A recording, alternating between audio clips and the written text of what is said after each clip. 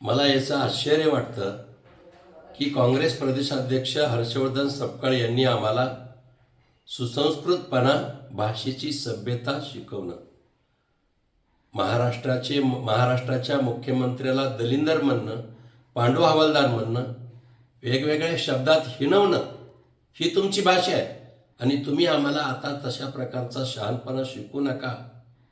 आमच्या पूर्वजांना कुठलाही अहंकार नव्हता.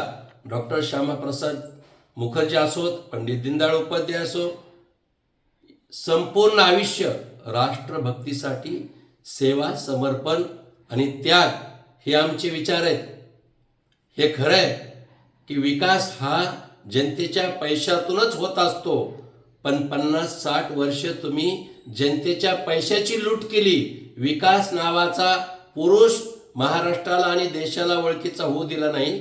आता विकास काय असतो हे पुणे मुंबई कनेक्टिव्हिटी, रस्ता असेल, अटल सेतू असेल, समृद्धी महामार्ग असेल, हे जगाला कळायला लागले, लोकांना कळायला लागले, पण तुम्हाला सहन होईना. आणि म्हणून जनतेचा विश्वास आमच्या नेतृत्वावर आहे.